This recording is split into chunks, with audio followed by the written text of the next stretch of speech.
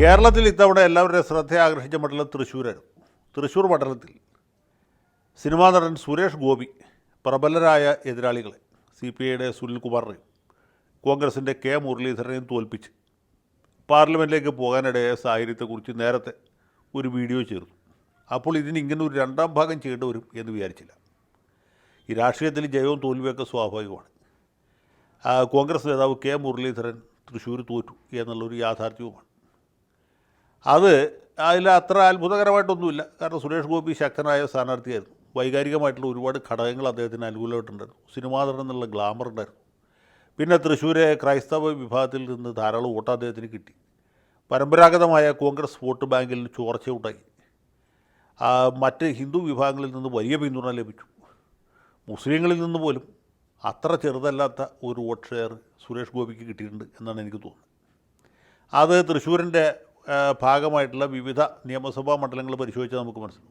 ക്രൈസ്തവർക്ക് പ്രാമുഖ്യമുള്ള ഒല്ലൂരും Thrissur town മണ്ഡലത്തിലുമൊക്കെ Suresh Gopi നല്ല lead നേടി. പിന്നെ കരുവന്നൂർ ബാങ്ക് തട്ടിപ്പുമായി ബന്ധപ്പെട്ട് ഉള്ള കാര്യങ്ങൾ ഇരിങ്ങാലക്കുടയിൽ കമ്മ്യൂണിസ്റ്റുകാരെ ഏറ്റവും അധികമുള്ള സ്ഥലമാണ്. അവിടെ സുരേഷ് ഗോപി വലിയ ലീഡുണ്ടാക്കി. സുനിൽകുമാർ ഏതാണ്ട് 3-ാം സ്ഥാനത്തായി. അത് തന്നെ അടുത്തുള്ള മണ്ഡലങ്ങളിലൊക്കെ ആവർത്തിച്ചു. അപ്പോൾ ഇങ്ങനെ വൈകാരികമായിട്ടുള്ള ഒരുപാട് വിഷയങ്ങൾ അവിടെ ഉണ്ടായിട്ടുണ്ട്. അതുകൊണ്ട് സുരേഷ് ഗോപി ജയിച്ചു, മുരളീധരന് സുനിൽകുമാർ തോറ്റു.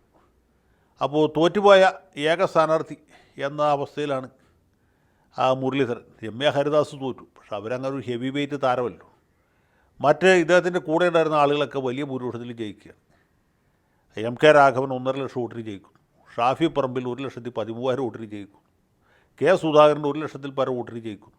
ഉണ്ണിത്താൻ കാസർഗോട്ട് നിന്ന് 1 ലക്ഷത്തിൽ കൂടുതൽ വോട്ട് മേടിച്ച് ജയിക്കുന്നു.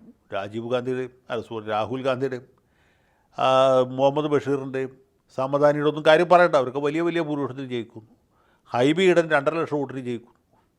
D കുര്യാക്കോസ് വലിയ ഭൂരിപക്ഷത്തിൽ ജയിക്കുന്നു. കൊടിക്കുന്നിൽ സുരേഷിനെ പോലെ അല്ലെങ്കിൽ ആൻഡോ ആൻ്റണിയെ പോലെ ജനപ്രീതി പൂർണ്ണമായും നഷ്ടപ്പെട്ട ആളുകൾ വരെ ജയിക്കും. അപ്പം ഇങ്ങനൊരു സാഹചര്യത്തിൽ K മുരളീധരൻ മാത്രം തോക്കുന്നു എന്നുള്ളത് തീർച്ചയായിട്ടും ദുഃഖകരമായിട്ടുള്ളൊരു സാഹചര്യമാണ്. അപ്പോൾ K മുരളീധരൻ എന്ന് വെച്ചാൽ അങ്ങനെ ഈ തൃശ്ശൂർ വന്ന് നിന്ന് തോക്കേണ്ട ഒരാളായിരുന്നില്ല. അദ്ദേഹം വടകരയിൽ നിന്നിരുന്നെങ്കിൽ ഏതാണ്ട് ഷാഫിക്ക് കിട്ടിയ ഭൂരിപക്ഷം അല്ലെങ്കിൽ അതിനേക്കാൾ അല്പം കൂടി കൂടിയ ഭൂരിപക്ഷത്തിൽ ജയിക്കുമായിരുന്നു. മുരളീധരനാണ് വടകരയിൽ നിന്നെങ്കിൽ ഒരു സാമുദായിക ധ്രുവീകരണവും ഉണ്ടാകുമായിരുന്നില്ല. ഈ തീയ മാപ്പിള യുദ്ധം ആയി പരിണമിച്ച ഒരു അപകടം അവിടെ സംഭവിക്കില്ല. മുരളി മത്സരിച്ചെങ്കിലും ജയിക്കുമായിരുന്നു. പക്ഷേ മുരളീധരനെ തൃശ്ശൂർക്ക് കൊണ്ടുവന്നത് KC വേണുഗോപാലിൻ്റെ അതിബുദ്ധിയാണ്. പത്മജ കോൺഗ്രസ് വിട്ട് BJPയിലേക്ക് പോയപ്പോൾ തൃശ്ശൂർ വന്ന് മുരളി മത്സരിക്കണം എന്ന് പറഞ്ഞു. ഈ മുരളീധരന് വടകര തന്നെ നിന്നാൽ മതിയായിരുന്നു. അദ്ദേഹം തൃശ്ശൂർ വന്ന് മത്സരിച്ചു. അത് മുരളീധരൻ്റെ ഒരു വലിയ തലയിലെഴുത്താണ്. മുരളീധരൻ വട്ടിയൂർക്കാവിൽ MLA ഇരിക്കുന്ന സമയത്താണ് അദ്ദേഹത്തോട് ഉമ്മൻചാണ്ടി വടകരയിൽ പോയി മത്സരിക്കാമോ എന്ന് ചോദിച്ചു. അന്ന് വടകരയിൽ മത്സരിക്കാൻ ആരും ഉണ്ടായിരുന്നില്ല. വടകരയിൽ മത്സരിക്കാൻ മുല്ലപ്പള്ളി തയ്യാറില്ല. വടകരയിൽ മത്സരിക്കാൻ സിദ്ദിഖ് തയ്യാറില്ല. കോൺഗ്രസ്സുകാരും വടകര നിൽക്കാനില്ല. നമ്മുടെ P ജയരാജന് എതിരില്ലാതെ ജയിക്കും എന്ന സാഹചര്യം വന്നപ്പോഴാണ് ഉമ്മൻചാണ്ടി മുരളീധരനോട് വടകര പോയി നിൽക്കാൻ ആവശ്യപ്പെട്ടത്. മുരളീധരൻ വട്ടിയൂർക്കാവ് വിട്ട് വടകരയിൽ പോയി മത്സരിച്ചു. അവിടെ വലിയ ഭൂരിപക്ഷത്തോട് ജയിച്ചു. വടകരയിൽ MLA ഇരിക്കുമ്പോഴാണ് നേമത്ത് നമ്മുടെ കുമ്മനം രാജശേഖരനോട് മുട്ടാൻ ആരുമില്ല എന്ന അവസ്ഥ വരുന്നു. മുരളീധരനെ തന്നെ അവസാനം ശരണം പ്രാപിക്കുന്നു. മുരളീധരൻ വട്ടിയൂർക്കാവിലല്ല നേമത്ത് പോയി മത്സരിക്കുന്നു. മുരളീധരൻ ജയിച്ചില്ല. പക്ഷേ കുമ്മനത്തിനെ തോൽപ്പിക്കാൻ കഴിഞ്ഞു. അങ്ങനെ കുമ്മനത്തെ തോൽപ്പിച്ചു. ആ ഗ്ലാമറിൽ നിൽക്കുന്ന സമയത്ത് വടകര MP ആയിട്ട് തുടരുമ്പോഴാണ് ഈ തെരഞ്ഞെടുപ്പ് വരുന്നത്.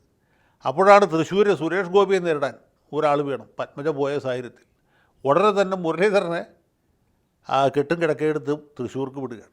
അപ്പോഴത്തേക്കും പ്രതാപൻ 2 റൗണ്ട് പ്രചരണം കഴിഞ്ഞു. ഏതാണ്ട് 2.25 ലക്ഷം പോസ്റ്റർ അച്ചടിപ്പിച്ചു. സ്നേഹ സന്ദേശ യാത്ര നടത്തി പൂർത്തീകരിച്ചു. തൃശ്ശൂർ പട്ടണത്തിലെമ്പാടും പ്രതാപൻ്റെ പോസ്റ്ററുകളാണ്. അങ്ങനെ ഒരു സമയത്ത് വളരെ പെട്ടെന്ന് മുരളീധരൻ വന്ന് ലാൻഡ് ചെയ്യുകയാണ്. ആ ലാൻഡിങ്ങിന് അത്ര സുഖമായിരുന്നില്ല. പക്ഷേ പിന്നീട് അദ്ദേഹം പിടിച്ചു കയറി. വലിയ തെരഞ്ഞെടുപ്പുകളൊക്കെ നടത്തി പരിചയമുള്ള ആളാണ് മുരളി. അപ്പോഴും ഒരു പ്രധാന പ്രശ്നമുണ്ട്. ഞാൻ ആ ഘട്ടത്തിൽ തന്നെ പറഞ്ഞിരുന്നു, ഈ K ഫാമിലിക്ക് അത്ര സുഖകരമായിട്ടുള്ള സ്ഥലമല്ല തൃശ്ശൂർ. 57 മത്സരിച്ചപ്പോഴും പിന്നീട് 96 പാർലമെൻറ്റിലേക്ക് മത്സരിച്ചപ്പോഴും കരുണാകരൻ തോറ്റ സ്ഥലമാണ് തൃശ്ശൂർ. അതുപോലെ തന്നെ അടുത്ത തെരഞ്ഞെടുപ്പിൽ മുരളീധരൻ 98 തോറ്റ സ്ഥലമാണ് തൃശ്ശൂർ. പത്മജ 2 തവണ നിയമസഭയ്ക്ക് മത്സരിച്ചപ്പോഴും തോറ്റ സ്ഥലമാണ് തൃശ്ശൂർ. ആ തൃശ്ശൂർ കെ മുരളീധരൻ വന്ന് നിൽക്കുന്നതിൽ തീർച്ചയായിട്ടും റിസ്ക് ഉണ്ടായിരുന്നു. ആ റിസ്ക് അവസാനം വരെ ഉണ്ടായി. അവസാനം അദ്ദേഹത്തിൻ്റെ പരാജയത്തിൽ കലാശിച്ചു. അതിൽ തൃശ്ശൂരെ പ്രമുഖരായ പല കോൺഗ്രസ്സുകാരും കാലുവാരി എന്നുള്ളൊരു സത്യമാണ്. ഞാൻ നേരത്തെ ഇവിടെ പറഞ്ഞ പോലെ തൃശ്ശൂരെ കോൺഗ്രസ്സുകാരും മോശക്കാരൊന്നുമല്ല. ഇരിക്കുന്നിടന്ന് എഴുന്നേക്കണമെങ്കിൽ പൈസ കിട്ടണം എന്ന ചിന്താഗതിക്കാരൻ. കരുണാകരൻ്റെ തട്ടകമായിരുന്ന തൃശ്ശൂരിൽ നിന്ന് ഇപ്പോൾ എത്ര MLA-മാരുണ്ടെന്ന് ആലോചിച്ച് നോക്കിയാൽ മതി. തൃശ്ശൂർ ജില്ലയിൽ നിന്നൊരു MLA ഉള്ളൂ, അത് ചാലക്കുടിയിൽ BD ദേവസ്യം മത്സരിക്കാഞ്ഞുകൊണ്ട് ഒരു കോൺഗ്രസ്സുകാരൻ ജയിച്ചു എന്നുള്ളൂ. അങ്ങനെ ആയിരിക്കുന്നു തൃശ്ശൂരെ കോൺഗ്രസിൻ്റെ സ്ഥിതി. സംഘടനാ സംവിധാനമൊക്കെ വളരെ ദുർബലമാണ്. പിന്നെ കണ്ണോത്ത് കരുണാകരൻ്റെ മകൻ കെ മുരളീധരൻ എന്ന ഒരു ഗ്ലാമറിലാണ് മുരളി മത്സരിച്ചത്, തോറ്റുപോയി. ഇപ്പോൾ മുരളീധരൻ കേരള രാഷ്ട്രീയത്തിൽ ഏതാണ്ട് വിലയില്ലാത്ത ഒരു വസ്തുവായിട്ട് മാറി എന്ന് വേണമെങ്കിൽ നമുക്ക് ആലങ്കാരികമായിട്ട് പറയാം. പക്ഷെ അങ്ങനെ ആകാൻ പാടില്ല. പാർട്ടിക്ക് വേണ്ടിയിട്ട് റിസ്ക് എടുത്ത് തൃശ്ശൂർ മത്സരിച്ച കെ മുരളീധരനെ പുനരധിവസിപ്പിക്കാനുള്ള, അദ്ദേഹത്തിന് മാന്യമായ സ്ഥാനം കൊടുക്കാനുള്ള ഉത്തരവാദിത്വവും ബാധ്യതയും ചുമതലയും KPCC-ക്കുണ്ട്, കേരളത്തിലെ കോൺഗ്രസ് പാർട്ടിക്കുണ്ട്, ഹൈക്കമാൻഡിനുണ്ട്. മുരളീധരൻ താല്പര്യപ്പെട്ടിട്ടില്ലല്ലോ തൃശ്ശൂർക്ക് പോയത്. ഈ KC വേണുഗോപാലും സുധാകരനും സതീശനും എല്ലാം കൂടി പറഞ്ഞു വിട്ടാണ്. അതുകൊണ്ട് ഞാൻ പറയുന്നു, അഥവാ ആവശ്യപ്പെടുന്നു, കേരളത്തിലെ മനസാക്ഷിയുള്ള എല്ലാ കോൺഗ്രസ്സുകാരും എന്നോട് യോജിക്കും എന്നാണ് എൻ്റെ വിശ്വാസം. പാർട്ടിക്ക് വേണ്ടി ചാവേറായി വടകരയിൽ പോയി മത്സരിച്ച, പിന്നീട് നേമത്ത് പോയി മത്സരിച്ച, ഏറ്റവും ഒടുവിൽ തൃശ്ശൂർ വന്ന് മത്സരിച്ച കെ മുരളീധരനെ അങ്ങനെ കൈവിടാൻ പാടില്ല. അദ്ദേഹത്തെ വഴിയരികിൽ ഉപേക്ഷിക്കാൻ പാടില്ല. കെ മുരളീധരൻ മാത്രമല്ലല്ലോ, അതേ കെ കരുണാകരൻ്റെ മകനുമാണ്. അദ്ദേഹത്തിൻ്റെ സഹോദരി പത്മജ BJP-യിൽ പോയ പോലെ വേണമെങ്കിൽ മുരളീധരൻ പോവാം. കെ മുരളീധരൻ BJP ചേർന്ന് അവർ സ്വീകരിക്കാതിരിക്കൊന്നുമില്ല. അദ്ദേഹത്തെ തോളിൽ വെച്ചുകൊണ്ട് നടക്കും, ഒരു സംശയവും വേണ്ട. AK ആന്റണിയുടെ മകന് പോകാമെങ്കിൽ കെ കരുണാകരൻ്റെ മകന് 3 പ്രാവശ്യം പോകാം, യാതൊരു തടസ്സവുമില്ല. പക്ഷേ മുരളീധരനെ അങ്ങോട്ട് വിടരുത്. മുരളീധരൻ മാർക്സിസ്റ്റ് പാർട്ടി പോയാൽ അവർ ഏറ്റെടുക്കും, ഒരു സംശയവും വേണ്ട. പക്ഷേ അതിനൊന്നും ഇട കൊടുക്കരുത്. കെ മുരളീധരൻ അങ്ങനെ കോൺഗ്രസ്സുകാർ ഉപേക്ഷിക്കേണ്ട ഒരാളല്ല. അദ്ദേഹത്തിന് കോൺഗ്രസ് പാർട്ടിക്ക് ആവശ്യമുണ്ട്. KC വേണുഗോപാലും സതീശനും സുധാകരനും ഒക്കെ ഞാൻ പറയുന്നത് ശ്രദ്ധിക്കും എന്നാണ് എൻ്റെ വിശ്വാസം. അതുകൊണ്ട് രാഹുൽ ഗാന്ധി രാജിവെക്കുന്ന വയനാട് സീറ്റിൽ കെ മുരളീധരനെ മത്സരിപ്പിക്കണം. കെ മുരളീധരൻ ഇന്ത്യൻ പാർലമെൻറ്റിൽ പോട്ടെ, അതുകൊണ്ട് പ്രത്യേകിച്ച് തകരാറൊന്നും വരാൻ പോകുന്നില്ല.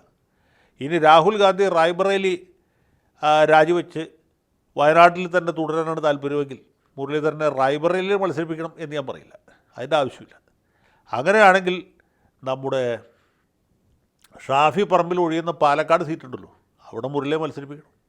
മുരളി നിയമസഭയിലേക്ക് തിരിച്ചു വരട്ടെ, അതുകൊണ്ട് എന്താ കുഴപ്പമുള്ളത്? ഓപ്പൺ സീറ്റാണ് പാലക്കാട്. അത്ര എളുപ്പത്തിൽ കോൺഗ്രസ്സിൽ ജയിക്കാവുന്ന സ്ഥലമല്ല, ഷാഫി നിന്നുകൊണ്ട് ജയിച്ചതാണ്. അവിടെ ശക്തനായ ഒരു സ്ഥാനാർത്ഥിക്ക് മാത്രമേ കോൺഗ്രസ്സിന് വേണ്ടി മത്സരിച്ച ആ സീറ്റ് പിടിച്ചെടുക്കാൻ പറ്റുള്ളൂ, അല്ലെങ്കിൽ നിലനിർത്താൻ പറ്റുള്ളൂ. കാരണം BJP വളരെ ശക്തമാണ്. മാർക്സിസ്റ്റ് പാർട്ടി ഒട്ടും മോശമല്ലാത്ത സ്ട്രെങ്ത്തുള്ള സ്ഥലമാണ് പാലക്കാട്. അപ്പോൾ അതുകൊണ്ട് കെ മുരളീധരൻ അർഹമായ ഒരു സ്ഥാനം, അർഹമായ ഒരു മണ്ഡലം കൊടുക്കണം എന്ന് കോൺഗ്രസ് പാർട്ടിയെ സ്നേഹിക്കുന്ന എല്ലാ ആൾക്കാരുടെയും പേരിൽ ഞാൻ ആവശ്യപ്പെടുകയാണ്. ഇത് കേവലം ഒരു വനരോധനമായിട്ട് അവശേഷിക്കുകയില്ല എന്ന് ഞാൻ വിചാരിക്കുന്നു.